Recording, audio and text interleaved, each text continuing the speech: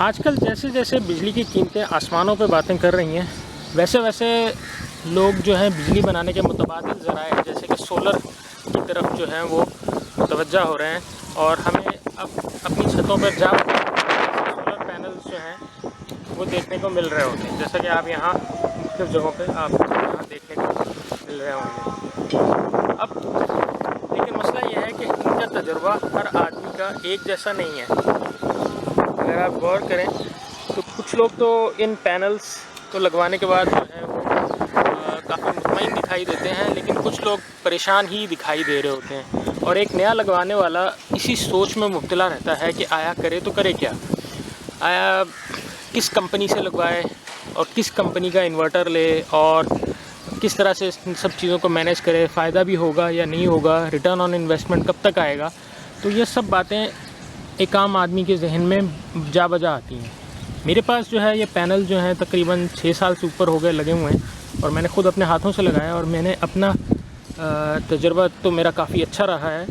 तो मैंने ये सोचा कि आम आदमी की रहनुमाई के लिए मैं एक छोटी सी वीडियो बना दूं, और जिसमें कि मैं इन तमाम सवालों का जवाब दे सकूं जो कि एक नॉर्मल जो है वो नज़र आती हैं। और मैंने चूँकि बहुत से लोगों की रहनुमाई भी की है और क्या आपको क्या करना चाहिए और क्या आप किस तरह से अपने सोलर से बेहतर आउटपुट ले सकते हैं। मेरे एक्सपीरियंस में कोई भी सोलर इन्वर्टर भले वो विद बैटरी चलाएं या विदाउट बैटरी, SUB मोड और USB मोड में इतना अच्छा MPPT उसका जो है सोलर से आउटपुट नहीं देता जितना अच्छा आउटपुट वो SBU मोड में देता है। और इसलिए जो है SB बैटरीज़ लगाना जो है वो काफ़ी इम्पोर्टेंट है, और ख़ास तौर पर फिर उसके साथ SBU मोड में भी उसको चलाना। अदरवाइज़ जो है वो के इलेक्ट्रिक या वापडा से कुछ ना कुछ जो है वो बिजली लेता रहता है और आपको इतना अच्छा आउटपुट जो है वो नहीं मिलता। जैसा कि इस वक्त आप देख रहे हैं कि ये तकरीबन 16 पैनल्स का जो है एक सिस्टम है। अक्सर ये किया जाता है कि जो इंस्टॉलेशंस होती हैं उसमें जो है वो बजाय सबको जो है ना इनमें सीरीज़ और पैरेलल का कॉम्बिनेशन बनाया जाए, ये अक्सर लोग जो हैं वो तमाम पैनल्स को सीरीज़ में कनेक्ट कर लेते हैं। अच्छा, सीरीज़ कॉन्फ़िगरेशन में नुकसान ये है कि बुनियादी तौर पे कि अगर कोई एक पैनल भी अंडर परफॉर्म कर रहा है या आपके कनेक्टर्स में करोजन आ गई है तो वो क्या होता है, तमाम पूरी जो आपकी सीरीज़ है उसमें जो है वो उसको इम्पेक्ट करेगी। लेट्स से कि एक पैनल जो है वो डैमेज है तो वही डिटरमिन करेगा कि ओवरऑल जो आपकी आउटपुट है या एम्पेयर जो हैं वो कितने आएंगे। लिहाजा with the passage of time अगर आपको पता चले कि कोई पैनल्स आपके अंडर परफॉर्म कर रहे हैं तो आप उनको अलग करते जाएं और उनको जो है अलग एक पेयर्स में बना के रखें। जैसे इस वक्त ये 16 पैनल्स के जो एक पूरी सीरीज़ है, इसको मैंने 4-4 के जो है वो पेयर्स में बनाया हुआ है, यानी कि टोटल 4 ही इनके जो हैं ये पेयर्स हैं जो कि जिनको कि पैरेलल में आखिर में जाके मैंने ज्वाइन किया है। अब इसमें जो है मुझे कई चीज़ें करनी पड़ती हैं। मिसाल के तौर पे मेरे पास 2 टूल्स हैं, एक क्लैंप मीटर और एक मल्टीमीटर, जो कि अक्सर यूज़ करने पड़ते हैं ये देखने के लिए कि ये मेरे स्ट्रिंग्स परफॉर्म कर रहे हैं या नहीं। जैसे कि आप यहाँ देख सकते हैं कि मैं इस वक्त इनकी एम्पेयर नोट कर रहा हूँ, इस वक्त के एक पेयर जो है कितना आउटपुट मुझे दे रहा है। जैसे यहाँ पर अगर मैं देखूँ तो मैं अगर इस पेयर की आउटपुट देखूँ तो ये तकरीबन मुझे 7 के करीब आ रही है। अच्छा, इसी तरह जो है मुझे और किसी पेयर की अगर मैं देखूँ तो यहाँ पर अगर मैं इसकी आउटपुट देखूँ तो ये तकरीबन 2 ही अच्छे के करीब आ रही है। इसी तरह एक मेरा ये पेयर है, इसकी अगर मैं आउटपुट देखूं तो ये भी 2 के करीब आ रही है। तो इस तरह जो है आपको क्लैंप मीटर पे जो है वो आपको देखते रहना पड़ता है कि आया कोई मेरा जो पेयर है वो अंडर परफॉर्म तो नहीं कर रहा। जैसे इसी तरह मैं इस पेयर को मैं चेक करता हूं, अगर मैं आपको दिखा सकूं तो ये तकरीबन आप इसके आउटपुट देख सकते हैं। तो ये इस तरह से जो है इनको हमें नज़र में रखना पड़ता है। सेकेंडली, अगर आपके जो कनेक्टर्स हैं उनमें करोजन का भी इशू आ सकता है, तो ये जिस तरह मैंने कनेक्टर्स ओपन किए हुए हैं, अब यहाँ पर ये मुझे तो नज़र आ रहा है, आपको धूप में शायद अंदाज़ा ना हो पा रहा हो, तो इनमें करोजन आ गई है जिसकी वजह से रेजिस्टेंस बढ़ जाती है और आउटपुट जो है इम्पेक्ट होती है। आपने अपने मल्टीमीटर को जो है वो कंटिन्यूटी रेजिस्टेंस पे रख के जो है आपने इन कनेक्टर्स को बॉडी के साथ, यानी कि इस बॉडी के साथ शॉर्ट करके आपने देखना है कि रेजिस्टेंस कितनी है। अगर ये बॉडी शॉर्ट होंगे तो भी आपके पैनल्स की आउटपुट जो है वो डाउन हो जाएगी। आपको इसके लिए ये इंडिविजुअल, मैं इस वक्त मैं कर नहीं सकता ये काम क्योंकि मैं एक हाथ से रिकॉर्डिंग भी कर रहा हूँ, तो ये मल्टीमीटर की मदद से आपने ये जो ऊपर के दोनों कनेक्टर्स हैं या इंडिविजुअल कनेक्टर्स जो है इनमें आप जो है लगा के आप बॉडी के साथ शॉर्ट करके देख सकते हैं कि आया ये कहीं कंटिन्यूटी तो नहीं दे रहा है, यानी आपके ये जो पैनल्स हैं ये बॉडी के साथ अगर शॉर्ट होंगे तो बजाय करंट तारों के ज़रिए नीचे जाने के बॉडी के ज़रिए ग्राउंड में जाना शुरू कर देगा और आपकी आउटपुट कम होगी। तो ये भी आपको टाइम टू टाइम आपको चेक करना पड़ सकता है। सेकेंडली बहुत इंपॉर्टेंट है इनकी सफाई। जैसे देखें कि ये इस वक्त थोड़े से गंदे हो रहे हैं, तो ये चीज़ तो बहुत इम्पैक्ट करती है। प्लस टेम्परेचर, सोलर पैनल्स को रोशनी चाहिए, गर्मी नहीं। जिस वक्त गर्मी होती है तो उस वक्त इनके एम्पेयर्स डाउन होना शुरू हो जाते हैं। तो मैंने यहाँ पर जो है पैनल्स को पानी से धोने का भी इंतज़ाम किया। जब मैं इसको धोता हूँ टेम्परेचर इनका डाउन होता है तो इनकी आउटपुट बहुत बेहतर हो जाती है। तो यानी आपने इन दोनों चीज़ों का, तीनों चीज़ों का ख्याल रखना है, तभी आपका जो सोलर पैनल या पूरा ये जो सिस्टम है ये आपको अच्छा आउटपुट देगा। ऊपर से तमाम इंडिविजुअल पैनल्स की एम्पेयर नोट करने के बाद अब मैं नीचे आया हूँ और ये सब की कंबाइन जो एम्पेयर है वो यहाँ आपको नज़र आ रही है।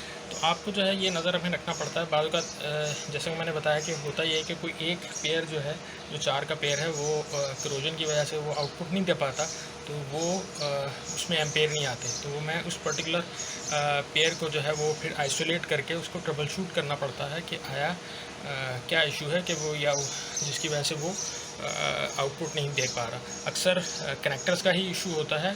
इंडिविजुअल पैनल्स तो आउटपुट दे रहे होते हैं और वोल्ट्स बन रहे होते हैं। अगर कोई पैनल डैमेज भी है तो ये याद रखें कि डैमेज पैनल भी अपना आउटपुट देता है। ऐसा नहीं कि डैमेज पैनल आउटपुट नहीं देता। आप उसको अलग कर लें और अलग से जो है या तो अलग MPPT चार्ज कंट्रोलर लगा के उसको जो है आप अपने बैटरीज़ को चार्ज करने में यूज़ कर लें। लेकिन अगर आप सीरीज़ में उसको लगाए रखेंगे तो होगा ये कि वो तमाम पैनल्स जो कि सही भी हैं उनकी परफॉर्मेंस को डाउन करेगा। तो इन चीज़ों का जो है आपको ख्याल रखना पड़ता है। अच्छा, यहाँ पर मैं आपको एक्सप्लेन करता हूँ कि 2 सोलर इन्वर्टर्स को किस तरह से मैंने यहाँ पर जो है पैरेलल में कनेक्ट किया है, सेम बैटरी के साथ और सेम लोड के साथ। यहाँ 2 ऑल दो के वायर्स थोड़ी सी हैपाजर्ड है, मुझे मालूम है, लेकिन मैं फिर भी एक्सप्लेन करता हूँ। सेफ्टीज़ का अलबत्ता मैंने चीज़ों का ख्याल रखने की कोशिश तो की है। पीछे से ये देखो तो 2 स्ट्रिंग्स आ रही हैं सोलर की। ये एक इस इन्वर्टर में जा रही है, दूसरे इन्वर्क्स के इन्वर्टर में आ रही है, एक यूनिट के। अच्छा, ये जो 2 आ रही हैं दोनों में 8-8 पैनल्स हैं। आगे यहाँ पर एक सर्किट ब्रेकर लगा हुआ है, DC सर्किट ब्रेकर थॉमसन का है। ये इसमें आगे आके यहाँ पर मैंने इसको जो है ना 2 स्ट्रिंग्स बना ली हैं। साइड पे अगर आप यहाँ देखें तो मैंने इसके साथ एक फ़ैन लगाया है इसके ऊपर ताकि ये इसको ठंडा रख सके। बैटरीज़ के ऊपर एक फ़ैन लगाया है। यहाँ पर ये 2 स्ट्रिंग्स हैं। पीछे जो है वो एक ही है अलबत्ता, लेकिन बहरहाल अब ये बैटरीज़ का टर्मिनल है। बैटरीज़ जो हैं वो आ रही हैं दोनों और ये इसके टर्मिनल से कनेक्ट हो रहा है। अच्छा, अब ये जो है इसी दूसरे इन्वर्टर की बैटरी जो है उसका जो पॉजिटिव है वो यहाँ से आ रहा है और ये इसका आ रहा है, यानी कि दोनों बैटरीज़ इनमें कॉमन है। इसी तरह उसका नेगेटिव यहाँ नेगेटिव में जा रहा है और ये दूसरा इधर जा रहा है, यानी कि बैटरीज़ दोनों की टर्मिनल जॉइंट है। ये सर्किट ब्रेकर है DC का, इसका जो है। अच्छा, अगर मैं इसकी 220 की बात करूँ तो ये जाहिर है इसके AC के इनपुट पॉइंट है, ये आउटपुट है, ये आउटपुट 2 है, आउटपुट 2 मैंने कनेक्ट नहीं की हुई। अच्छा, अगर यहाँ बात करें तो यहाँ पर ये इसके इनपुट इसके जो है 220 के AC इनपुट है के इलेक्ट्रिक का और ये आउटपुट है। अच्छा, अब यहाँ पर इसकी इनपुट बात करूँ तो ये इनपुट यहाँ से जो है वो सेम इनपुट जा रहा है, इनपुट यहाँ पर। और जो न्यूट्रल की बात करें ये के इलेक्ट्रिक का इनपुट है और ये के इलेक्ट्रिक का इनपुट जो है ये भी दोनों में ही शेड तरीके से आगे जा रहा है। यहाँ से एक इनपुट उस तरफ को चले जाता है ऊपर को और एक ग्रीन वाला दूसरी तरफ इधर चला जाता है। लेकिन यहाँ कहने की बात यह है कि मैंने इनपुट के इलेक्ट्रिक का जो ये पीछे से आ रहा है वो मैंने कॉमन में नहीं डाला हुआ क्योंकि इससे हैज़र्ड हो सकता है। सही है। आउटपुट की बात करें तो आउटपुट, ये आउटपुट की एक वायर जा रही है यहाँ से एक आउटपुट की वायर जा रही है, यानी कि 2 आउटपुट की वायर्स जा रही हैं। यानी कि ये आउटपुट की ये 2 वायर्स हैं, एक को मैंने 3 पे और एक को मैंने 4 पे इन्वर्टर 4 ज़ीनिक का, इन्वर्टर 3 इन्वेक्स का है। अब आ जाते हैं न्यूट्रल पे। न्यूट्रल का क्या किया, न्यूट्रल ये दोनों का जो न्यूट्रल आ रहा है, आउटपुट का न्यूट्रल, इसको कंबाइन किया और एक कॉमन न्यूट्रल में डाल दिया। फेज चेंज करके मैं इन्वर्टर सेलेक्ट कर सकता हूँ कि घर के कितने हिस्से के लोड को किस पॉइंट पे शिफ्ट करूँगा। 1 और 2 के इलेक्ट्रिक के इनपुट्स हैं। के इलेक्ट्रिक के इनपुट्स में चेंज ओवर कर सकता हूँ, वो एक अलग है। लेकिन ये अगर मैं यहाँ से इसको चेंज करूँ तो ये के इलेक्ट्रिक पे स्विच हो जाएगा 2 और 1 पे। लेकिन मसला ये है कि यहाँ पर आपका इन्वर्टर जो है, अगर वो SBU मोड पे है तो वो आप याद रखें कि वो अपना न्यूट्रल खुद निकालता है। यानी कि इन एनी केस आपका जो है घर पे लोड ट्रांसफ़र नहीं होगा। इसलिए आप अगर USB मोड या SUB मोड पे होते हैं तो उस वक्त तो अगर आप इसको 2 या 1 पे करें तो वो के इलेक्ट्रिक पे आपको सप्लाई मिल जाएगी। ये चीज़ आपको मालूम होनी चाहिए। अच्छा, बाकी अगर आप इसको जो है फर्दर देखें तो यहाँ आउटपुट पे इसका जो है वो ये सर्किट ब्रेकर्स हैं। सेफ्टीज़ की अगर मैं बात करूँ तो कुछ इस तरह के जो है वो आप सेफ्टीज़, अभी ये ख़राब हो गई है मेरी, मैंने इसलिए निकाली है, लेकिन आप इस तरह की सेफ्टीज़ आपको रखनी चाहिए हैं। और इसी तरह सर्किट ब्रेकर्स भी होने चाहिए, इसी तरह DC फ्यूज़ेस भी आपको रखने चाहिए। और ये इस तरह से मेरे पास जो है ये सिस्टम चल रहा है। मैंने दोनों इन्वर्टर्स के साथ फ़ैन लगाया हुआ है। एक कुछ घर का कुछ लोड एक इन्वर्टर उठाता है, दूसरा इन्वर्टर उठाता है। यहाँ पर थोड़ा सा मैंने ये चेंज किया, इसको मैंने ऑल्टर किया, इसके अंदर से डिवाइस निकाली, इसका पैनल खोला और ये तार लेके चला गया अंदर, यानी कि डिस्प्ले पैनल मैंने घर के अंदर लगा दिया। ऑल्दो कि ये सारी चीज़ें की हुई क्योंकि वो मुझे मतलब ये कि वो ताकि मैं घर के अंदर से उसको कंट्रोल कर सकूं। इसको तो मैं वाईफाई के ज़रिए कंट्रोल कर लेता हूं। और ये बैटरीज़ के ऊपर भी फ़ैन लगा हुआ है और इस तरह से मैं इनको अप्लाइंसेस को ठंडा रखने की कोशिश करता हूँ। बैटरी ज़ाहिर है टाइम टू टाइम गंदी हो जाती हैं, आपने इनका ख्याल रखना पड़ता है। आपको इनके जो टर्मिनल्स हैं वो भी आपको ख्याल रखना पड़ता है। इन पे करोजन आई हुई है जो कि मैं कोशिश करता हूँ टाइम टू टाइम वो रिमूव कर लूँ। अब यहाँ पर मैं इम्पॉर्टेंट बात बता रहा चाह रहा हूँ कि दोनों बैटरीज़ के साथ में जो है डायरेक्टली पैरेलल में ये एक अच्छा दूसरी चीज़ जो है ये मैं बताना चाहूँगा कि यहाँ पर इन दोनों बैटरीज़ के साथ पैरेलल में मैंने ये एक, जैसे आपको ये नज़र आ रहा है, ये कैपेसिटर बैटरीज़ भी लगाई हुई हैं और ये दोनों बैटरीज़ के साथ है। अच्छा, अब ये थोड़ी सी डस्टी ज़ाहिर है हो जाती है टाइम टू टाइम। मैं इसकी तस्वीर आपको प्रॉपर नज़र तो नहीं आ रही, लेकिन मैं आपको इसका डिटेल और तस्वीर जो आपको नज़र आ रही होगी ये आपको मैं डिस्क्रिप्शन में दे दूँगा। ये जो है मेरी इन बैटरीज़ पे जो है ना, इन पे लोड नहीं आने देता और इन कैपेसिटर बैटरीज़ की वजह से मेरी ये बैटरीज़ 6 साल से ऊपर निकाल गई हैं और ये बेहतर चल रही हैं। आजकल के जो नए सोलर चार्ज कंट्रोलर्स हैं ये बुनियादी तौर पे आपकी बैटरी को 3 स्टेजेस में चार्ज करते हैं। यानी इनिशियली तो बल्क में काफ़ी हैवी एम्पेयर से चार्ज करते हैं, फिर उसके बाद जो है वो स्लोली चार्ज कर रहे होते हैं, जिनको कि बल्क और फ्लोटिंग चार्ज वोल्ट्स कहते हैं।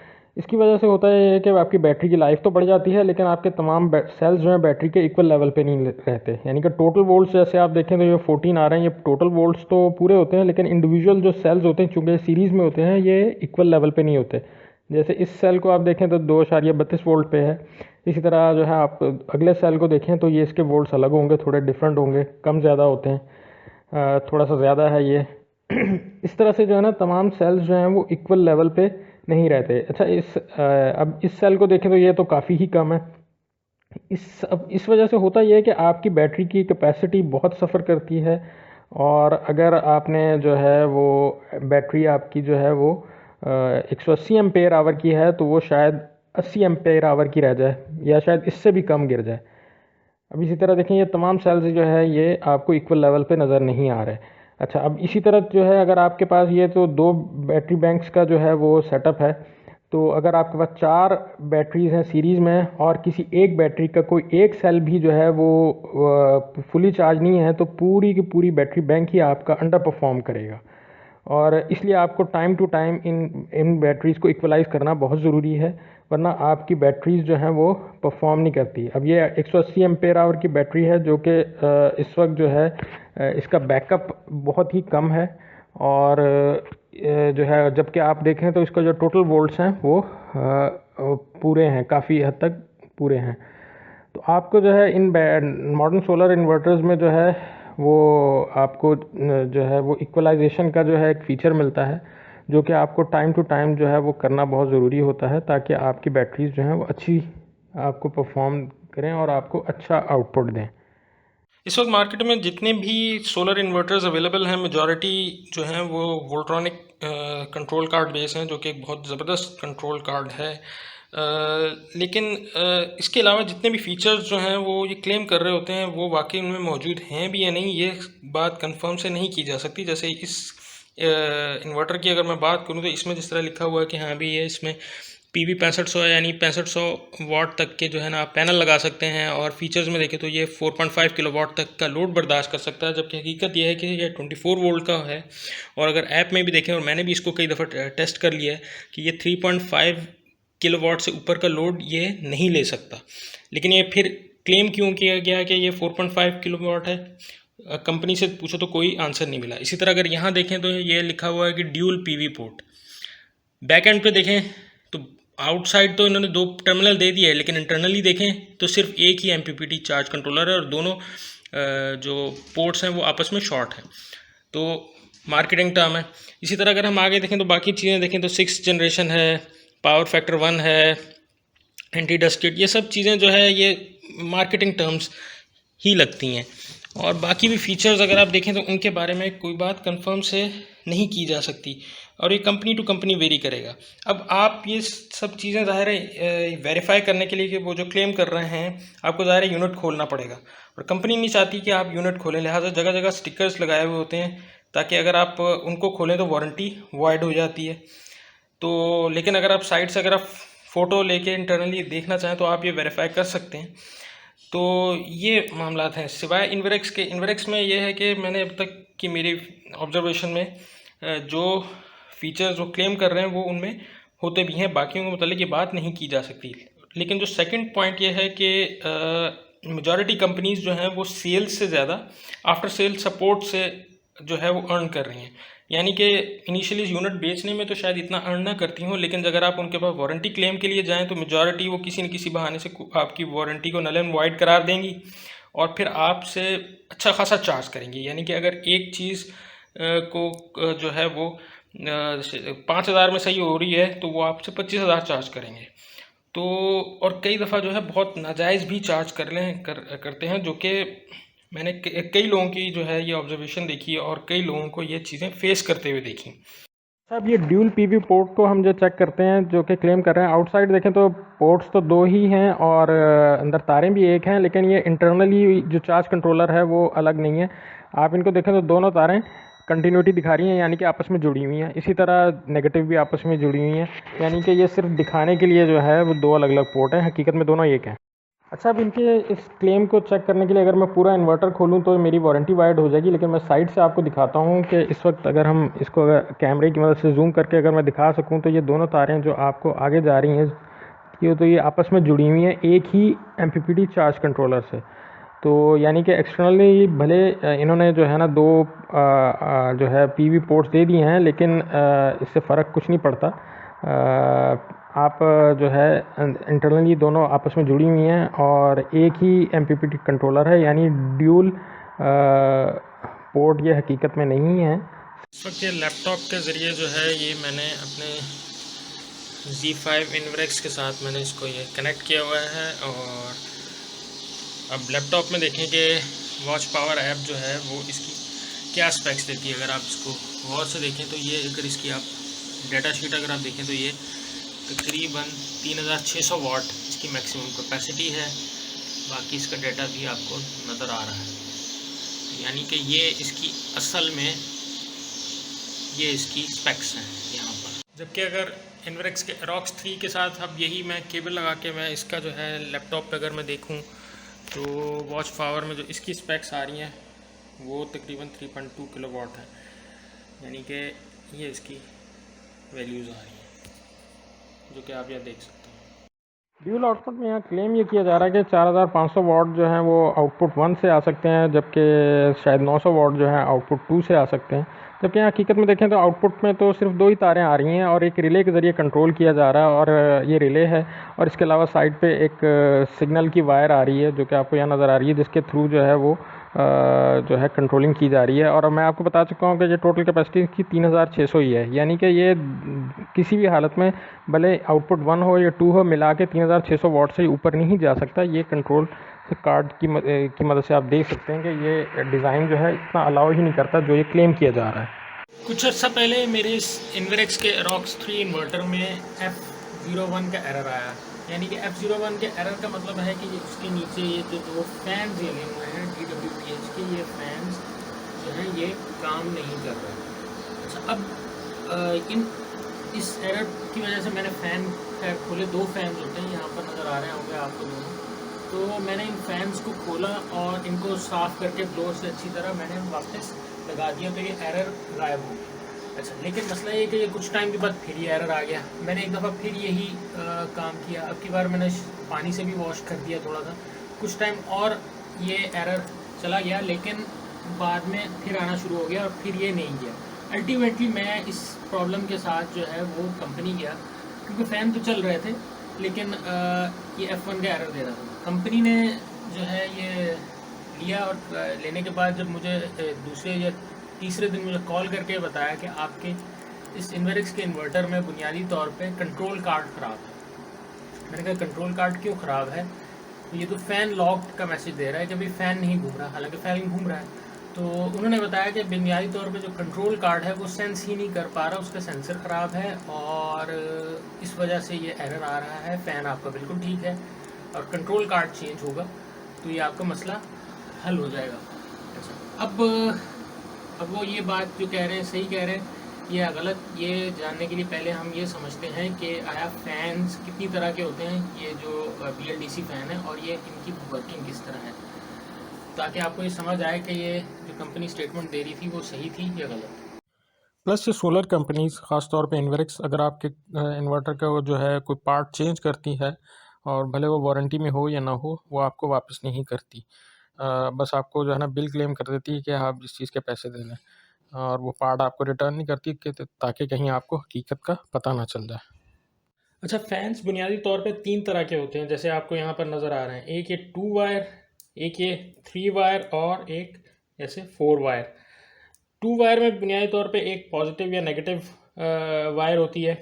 ये मोस्टली 12 वोल्ट के होते हैं, एक में रेड में पॉजिटिव और एक में नेगेटिव जाती है। इनकी स्पीड अगर कम ज़्यादा करनी है तो बुनियादी तौर पे एम्पेयर कम ज़्यादा करके इनकी स्पीड कंट्रोल की जा सकती है, लेकिन ये अपनी स्पीड रिपोर्ट नहीं करते।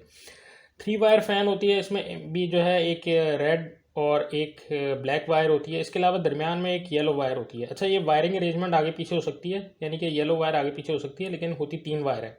रेड में ज़ाहिर है बैटरी का पॉजिटिव है और ब्लैक में नेगेटिव है, और ये येलो वायर है बुनियादी तौर पे ये पल्स जनरेट करती है। असल में फ़ैन के अंदर एक तरफ एक मैग्नेट होता है, जब ये फ़ैन घूमता है तो ये, और जब भी उस मैग्नेट के पास से गुजरता है तो ये एक पल्स जनरेट करता है, और ये पल्स जो है इस येलो वायर के ज़रिए जो CPU है, जो भी कंट्रोल सिस्टम का, भले वो कंप्यूटर है या इन्वर्टर है, वो उसको सेंस करता है और अगेंस्ट द टाइम कैलकुलेट करके ये अंदाज़ा लगाता है कि फ़ैन किस स्पीड से रोटेट कर रहा है। तो बुनियादी तौर पर ये सिग्नल वायर होती है जो कि 3 वायर के फैंस में होती है। इसी तरह एक 4 वायर होती है, फैंस होते हैं। इनमें जो है एक चौथी वायर भी होती है जो कि PWM वायर होती है, जो कि स्पीड कंट्रोल की होती है। थर्ड से तो ज़ाहिर है स्पीड अपनी कैलकुलेट करता है कि स्पीड कितनी स्पीड पे रोटेट हो रहा है, और ये फोर्थ से हम फ़ैन की स्पीड जो है वो कम ज़्यादा करना चाहें तो ये PWM सिग्नल भेजकर जो हमारा जो भी कंट्रोलर है वो इसकी स्पीड कम ज़्यादा कर सकता है। तो ये बुनियादी तौर पर फ़ैन है हमारे पास। इसको तो साइड पर कर देते हैं, ये तो अलग है। जो हमारे इन्वर्क्स या जितने भी इन्वर्टर्स में जो फैंस लगे हुए हैं वो इसी तरह के हैं। ये तो छोटा है, वो इसमें थोड़ा सा बड़ा होता है। तो ये जो येलो वायर है बुनियादी तौर पे ये सिग्नल जनरेट करती है और बताती है इन्वर्टर को कि उसकी क्या स्पीड चल रही है, और ये इसके सिग्नल सेंस कर रहा होता है। ये बिल्कुल ऐसे ही जैसे आपकी मोटरसाइकिल में एक पल्सर होता है जो कि एक पॉइंट पे जब आके एक पल्स जनरेट करता है, जिसकी वजह से उस पर्टिकुलर पॉइंट पे जो है आपका जो स्पार्क प्लग है वो स्पार्क जनरेट करता है। बिल्कुल इसी तरह यहाँ पर फ़ैन में जो है, जो एक मैग्नेट के पास से गुजरता है तो वो एक पल्स जनरेट होती है। अगर डस्ट की वजह से, क्रोजन की वजह से वो उसके ऊपर आ जाए तो यहाँ से ये ज़ाहिर है फ़ैन तो रोटेट हो रहा होगा, लेकिन यहाँ से सिग्नल जनरेट नहीं करेगा, यानी इस येलो वायर से सिग्नल नहीं जाएंगे कंट्रोल कार्ड को। नतीजतन जो कंट्रोल कार्ड है वो ये समझेगा कि फ़ैन चल नहीं रहा, हालांकि फ़ैन चल रहा होगा। यहाँ पर अगर उसको स्पीड कम ज़्यादा करनी होती है तो वो ज़ाहिर है यहाँ से एम्पेयर बढ़ा के फ़ैन की स्पीड कम ज़्यादा कर लेता है, लेकिन जितनी भी वो एम्पेयर बढ़ा ले, जब वो ये देखता है कि कंट्रोल कार्ड से उसको सिग्नल मिल ही नहीं रहा, क्योंकि यहाँ पर डस्ट की वजह से फ़ैन जो है वो उसका जो सेंसर है उसके ऊपर बहुत डस्ट आ गई है, तो ये समझता है कि फ़ैन नहीं घूम रहा, हालांकि फ़ैन घूम रहा होता है। तो वो ये F1 का एरर देता है। इसका सिंपल सोल्यूशन ये होता है कि अब आप या तो साफ़ करके ब्लोअर से जो है इसका सेंसर साफ़ कर लें, अंदर से तो आप खोल नहीं सकते, वरना सिंपल इसका हल है कि आप इस फ़ैन को रिप्लेस कर दें। इस फ़ैन को आप सिंपली रिप्लेस करें, आपका ये F1 का एरर चला जाएगा। लेकिन ये इतनी सारी जो टेक्निकलिटी मैंने आपको बताई है, ये अगर किसी को नहीं पता तो यकीनन वो अननेसेसरीली कंट्रोल कार्ड जो है अपना वो चेंज करवा लेगा, और वो ख़र्चा जो आपका शायद 500 में हो जाना था, वो आपको जो है 25,000 में जो है आपको कंपनी करके देगी। तो ये इस तरह की मुख्तलिफ़ तरह की टेक्निकलिटीज़ हैं जो कि अक्सर आपको ना पता हो तो कंपनी आपको अच्छा खासा नुकसान पहुंचा देती है, और ये मेरे साथ भी हुआ। तो मैंने कंपनी को कहा कि भाई मैं इसका जो है कंट्रोल कार्ड चेंज नहीं करा, आप सिंपल इसके दोनों फ़ैन चेंज कर दें। उन्होंने कहा कि इसका आपका मसला हल नहीं होगा। मैंने कहा भले ना हो, मुझे सिर्फ फ़ैन्स चेंज करके आप दे दें। उन्होंने फ़ैन जो है एक जो 500 या 550 का उस वक्त था, उन्होंने 1500 का एक फ़ैन लगा के दिया, और वो मुझे इन्वर्टर वापस कर दिया और मेरा मसला हल हो गया। इसलिए अगर तो आपका इन्वर्टर फ्री में अंडर वारंटी कंपनी रिपेयर करके देती है तो आप कंपनी से कराएं, लेकिन अदरवाइज़ आप कंपनी का रुख भी ना करें। अगर सोलर इन्वर्टर कंपनीज़ की मैं ग्रेडिंग करूं तो इन्वेरेक्स और ग्रोवाट के इन्वर्टर्स जो हैं वो बिल्ड क्वालिटी के हिसाब से जो है काफ़ी बेहतर होते हैं, और जो चीज़ क्लेम की जाती है वो चीज़ उनमें होती है। लेकिन आफ्टर सेल्स कस्टमर सपोर्ट में तो कोई भी अच्छा नहीं है, सब बराबर हैं। ओवरऑल बाकियों की भी कुछ ऐसी ही है। अगर मैं ज़्यूनिक और फ्रोनस की बात करूं तो इनके इन्वर्टर्स काफ़ी सस्ते होते हैं, लेकिन जो चीज़ क्लेम की जा रही होती है इनमें वो चीज़ मोस्टली नहीं होती। आफ्टर सेल्स कस्टमर सपोर्ट का इतना मेरा एक्सपीरियंस नहीं है, मेरा ख़्याल है ये आउटसोर्स है, तो इसके बारे में ज़्यादा क्लियर नहीं कह सकता। इंटरनेट पे मुख्तलिफ़ सोलर इन्वर्टर्स की तारीफ़ों वाली जो वीडियोस हमें मिलती हैं वो ज़्यादातर मार्केटिंग वाली होती हैं और वो पेड होती हैं, लिहाजा उन्हें इतना सीरियस नहीं लेना चाहिए। अब अगर मैं सोलर इंस्टॉलेशन की कॉस्ट बेनिफिट एनालिसिस का अगर मैं ख़ुलासा करूं तो इसके 3-4 जो है पॉइंट्स निकलते हैं। एक तो ये कि आप इंस्टॉलेशन कैसे करते हो, फिर उसको मेंटेन कैसे करते हो, और ये चीज़ें डिसाइड करती हैं कि आपका सोलर कैसा आउटपुट देगा और आपकी टोटल कॉस्ट ऑफ इलेक्ट्रिसिटी जो है वो क्या बैठेगी। मिसाल के तौर पे अगर आप इंस्टॉलेशन की बात करें तो आप अगर कंपनी या से किसी से कराते हो, वही कंपनी आपको जो है ना रिक्वायरमेंट एनालिसिस करती है और आपके बजट के हिसाब से आपकी परचेजिंग करती है, और तमाम चीज़ों की इंटीग्रेशन यानी कि वापडा या के इलेक्ट्रिक के साथ आपको करके देती है कि ऑफ ग्रिड है, ऑन ग्रिड है। और फिर लेटर ऑन वही कंपनी आपको मेंटेनेंस या सर्विसेज भी प्रोवाइड करती है, और ऑफ कोर्स वो ज़ाहिर है इस चीज़ के चार्ज भी कर रहे होंगे, यानी कि बैटरी पैनल की क्लीनिंग या आपकी वायरिंग चेक, इन सब चीज़ों को, और आपके जो भी डाटा एनालिसिस है उनको भी मॉनिटर कर रही होती है, तो यकीनन आपका सोलर अच्छा आउटपुट देगा।